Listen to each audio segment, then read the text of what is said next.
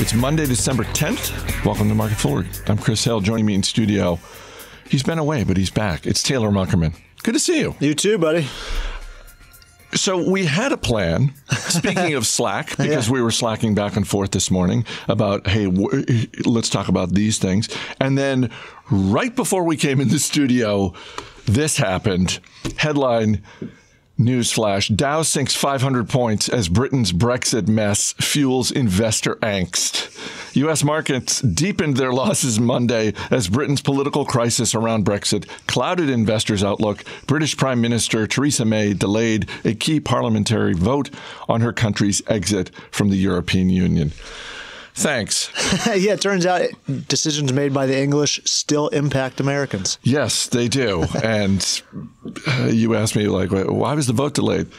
The only reason votes are ever delayed because it wasn't going to pass. They're not going to get what they want. Exactly. So that's happening. So hopefully, you might have to talk about it again tomorrow. Who knows? What? It's oddly comforting to know that when it comes to legislative bodies dealing with the elected leaders of countries. It's not just the U.S. that can get messy now and then. All right, let's get to the first thing that we were going to talk about, and that is the recent filings of Uber and Lyft to go public. And not just that these are two companies that have routinely showed up on the lists of, pick your list, most anticipated IPOs, biggest private companies to consider going public, but they're in the same business.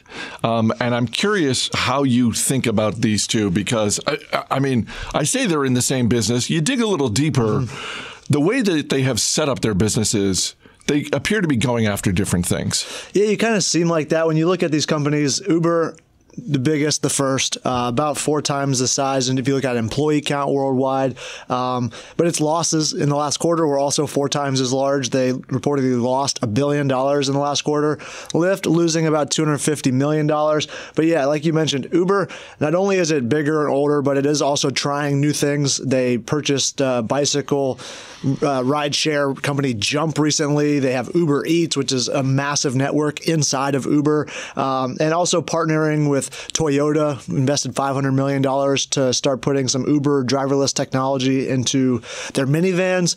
So a little bit larger than Lyft, but I think Lyft is, it's following suit nicely. I think Uber might have had a chance to really put the nail in the coffin in Lyft, last year, but we all saw the problems that erupted within Uber, sexual harassment allegations that they stole IP from Google, and then other allegations that they were kind of skirting regulators. So I think they missed their chance because Lyft was able to raise more money. Now they might go public. They might go public before Uber, raising a significant amount to then broaden their business potentially. So while Uber has the lead in pretty much every category, I think they might have missed their opportunity to really stake their claim as number one. Yes, they do have over 60% market share in the U.S.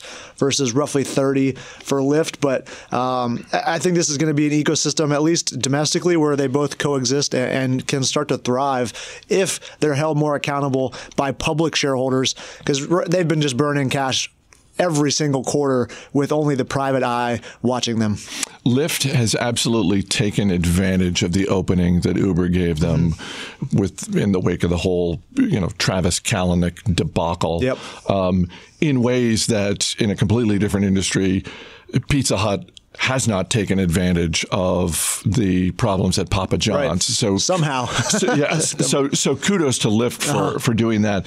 In terms of which one is going to go public first, long term, does that matter? I mean, a lot is being made in the financial media of, and I understand it if you're in the business of writing headlines, sort of the race to go public first. They're two ride-sharing companies. I get it, but I just sort of look at it and go, okay, like if you put a gun to my head and ask me which one went public first, Dropbox or Box, I have no idea. I think long term it probably doesn't matter all that much, or is it something where actually in the long term it doesn't matter, but short term it actually does. So short term it could, just based on like the hype around the IPOs. Maybe people get burned out on the one that comes second if they already spend a ton of their money allocated towards ride sharing, I guess, however these portfolio managers might look at it. But I would only see this as being an advantage for the company that goes first if it came out of nowhere and the second company was caught completely flat-footed. But they're going to be IPOing in a relatively similar time frame. So, I don't think that one's going to have a necessary advantage in terms of putting that newfound capital to use in any specific way. You might have a little bit lackluster of ribbon cutting for the second one, but I don't foresee it being a big deal for investors if you're looking at a multi-year time horizon. Have you seen anything thus far that gets you more interested in one over the other? I as a user, I've stuck with Uber for the most part, so I guess my allegiance would be right there. But I think that Lyft has been a little bit more focused. They've kept themselves out of the negative PR circus that Uber has found itself in and has kind of gotten itself out of. But, there's still some overhang there, I think, from public perception and as well as the way that they've treated their drivers. But I think whichever company is able to create the better ecosystem for not only its users, but its drivers as well, I think that one will probably treat investors better in the long run. So right now, not necessarily a favorite. It just depends on if you want, the scale of Uber that it has, but it's not making more money. It's not, the margins aren't significantly better. So I think operationally you could go either way. Well, to go back to something you had said earlier about the pressures of being a public company, because there are significantly more pressures for public companies than private companies. I could see that being ramped up on Uber more so than Lyft, simply by virtue, and put aside all the stuff with Kalanick, simply by virtue of the fact that they're trying so many more things. That if both these companies go public and you're an institutional shareholder, you're putting pressure on Lyft, it's really about operational stuff. Whereas with Uber, it's more like, hey, look, can you scale back the food delivery stuff and just focus on this? Yeah, because they made a huge bet on driverless technology, and maybe that doesn't work out. Maybe they should have just, waited and then licensed driverless technology from a Waymo or from other companies that are out there way more excelling way more at this. So, and that's their singular focus in a lot of ways. But hopefully they can, stay on the right track, which it appears that they're starting to be. Merger Monday once again lives up to its name. Today it's Tivity Health, which is buying Nutrisystem in a deal valued at about $1.3 billion. And we've certainly seen this play out before in terms of company A is acquiring company B's stock goes up, A stock goes down. So we're seeing that today. Yep. Nutrisystem up about 30%. I've never, however, seen this. The Tivity Health shares are down basically the exact percentage that Nutrisystems are up. Yeah.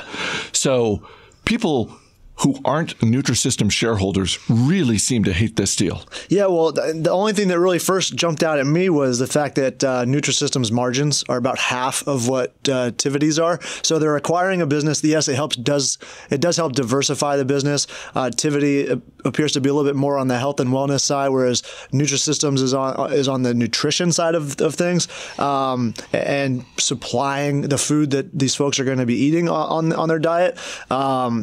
So that would be the main reason why I could see this deal being frowned upon by Tivity investors, is because they're acquiring a business that is smaller and margins are about half of what they're currently seeing. So you could kind of maybe see some dilution there as they start to roll this business in. Yeah, it does seem once again like the price tag that is being paid is part of what's driving the distaste for this deal. Yeah, and reasonably so, potentially. I'm not totally familiar with both of these businesses, but anytime you acquire a business that isn't your core competency and has weaker margins, there's probably less room for some synergies there and cost savings. They did say, they expect to save 20 to 30 million over the long term in this deal, but in the grand scheme of things, they're still acquiring a business that doesn't make as much dollar for dollar as their existing business. Yeah. I mean, better brand recognition than Tivity Health. Yeah. I've never heard of Tivity. I've heard of some of the portfolio companies, but certainly Nutrisystem's very, very well-known brand. So we were talking Nutrisystem. You were just up in New York with a bunch of our Fool colleagues, meeting with different companies, one of which was, I was going to say Weight Watchers. They recently rebranded to WW. Can you share a couple of highlights from your trip? Because you met with a few different public companies. Yeah, we did. And W&W was one of them, like you mentioned. We met with their chief branding officer, newly hired this year from Unilever, Gail Tifford. And they've been a turnaround story, not only in terms of their stock price and their performance over the last several years, kind of beginning with Oprah taking a 10% stake several years ago. She's since whittled that down to 8%, but still a tidy return for Oprah on that I'm so business glad. decision. I'm so glad. Yeah, she needed more money. Something finally worked out for Oprah. That's right. And similarly to Tivity, with the deal that they announced today, W&W is kind of moving towards the broad spectrum wellness, health and wellness versus just diet and nutrition. And so Tivity is saying, now they're going to be able to focus on calories in and calories out. Well, that's kind of what W&W is trying to do as well. They kind of started to believe that there's a stigma being attached to dieting and the fact that weight was in their name. So they kind of want to just take a more holistic approach to not just focusing on what people are eating and restricting what people eat. They want to kind of allow people to be a little bit more free in their diet, but help them find ways to exercise, live a clearer mind with a clearer mind. So just whole spectrum, holistic approach to health, and you can start to see the buy-in throughout the company, and I think diversifying themselves that way might help bring in different demographics. Traditionally, they've been at 90% women for their subscription base, trying to attract more than just 10% of men, and they're kind of using some app-based games with their dieting system that they hope can achieve that in the long run. Nice. Yeah. I'm particularly curious about your meeting with Venmo. Yeah. Since I am a PayPal shareholder. Yeah. So and a Venmo user. We were fortunate enough to meet with their COO, Mike Vaughn. I believe he said he was Venmo user number 13. One of the first 10 employees. Started in Philadelphia, then moved to New York when they needed some funding, and have since been bought by PayPal several years ago, but still kind of operating as their own business unit, leveraging some of the strengths that PayPal brings to the table, but still just the Venmo business and running it as such. And a lot of people believe that it's a social feed for making payments, but that's really not what they're about. They've sent a lot of their technology up the chain towards PayPal with their one-click, which was their idea inside of the company, and then it's quickly become the most highly demanded feature in PayPal. And so kind of sharing that knowledge back and forth between the acquired business and the acquiree, exciting to see. And that team is just revved up. They're starting to monetize their user base at an incredible rate, and I think that's one of the gems in the PayPal business if you're an investor. It's incredibly easy to use. It is.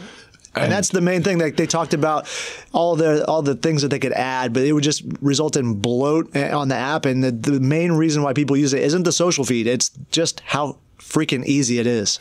Yeah, I didn't even realize it had a social feed when I first started using it, and then I was like, oh, okay. Yeah.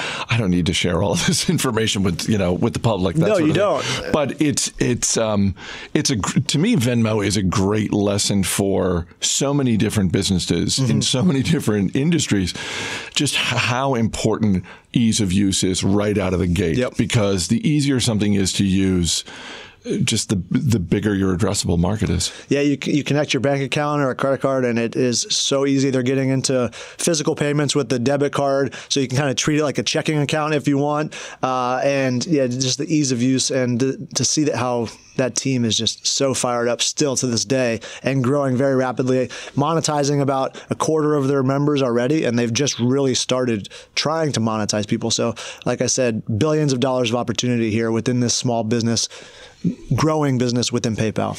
Last one before I let you go. 2U? You met with 2U? Yeah, and very interesting company. Recommendation here at the Fool. Not one that I had really done too much research on myself until this fellowship trip had been established.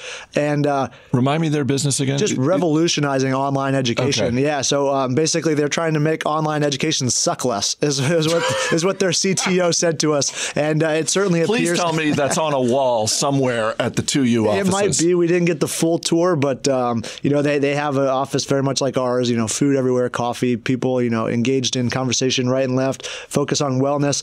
But over 400 courses this year they've offered online with major universities all around the world. And they actually got approved for the first online JD with Syracuse University. So if you've been wanting to get your online law degree and you don't want to move to Syracuse from your, beachside condo in Santa Barbara or San Diego, you can get that degree now from Syracuse in the comfort of your own home. I'm sure I've never been to Syracuse. Let me preface this by saying I've never been to Syracuse. I've seen pictures. It seems lovely in the summer. Yes, it is. I've been there during the summer. This is not the time of year you want to be in Syracuse, New York. It is bearing down with the cold and the snow, and utilize those tunnels if you do live up there. Taylor Muckerman, thanks for being here. Appreciate it. Thank you. As always, people on the program. Oh, you know what? Before we go, I got to say a quick thanks to one of the dozens of listeners, Joe Walsh, who sent me a CD. And he signed his note, Joe Walsh, not that Joe Walsh. Because if you get a CD from Joe Walsh, you might think, well, maybe it's that one. No, he put together a CD of holiday music. So thank you to Joe for that. And one of the things that's on here is Bob and Doug McKenzie's 12 Days of Christmas, which I took as an opportunity to introduce my 13-year-old son to Bob and Doug McKenzie. And he was laughing his head off. So the eternal appeal of Bob and Doug McKenzie. And also it gives me the opportunity to remind people that, all month on MarketFoolery, producer Dan Boyd is making your holiday musical life better by giving you hidden gems in the holiday music universe. So that's that. Love it. As always, people on the program may have interest in the stocks they talk about, and the Motley Fool may have formal recommendations for or against. So don't buy or sell stocks based solely on what you hear. That's going to do it for this edition of Market Foolery. The show is mixed by Dan Boyd. I'm Chris Hill. Thanks for listening. We'll see you tomorrow.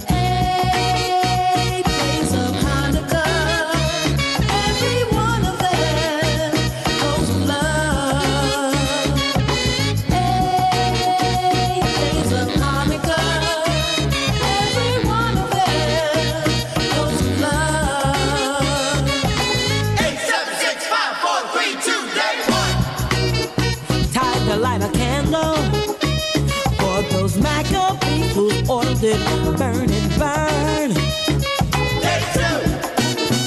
Time to spend a dreidel and hope that it will show up on my turn. Fry a bunch of latkes with applesauce, sour cream, and all. We're cooking up the brisket, the kosher butcher sold my uncle soul.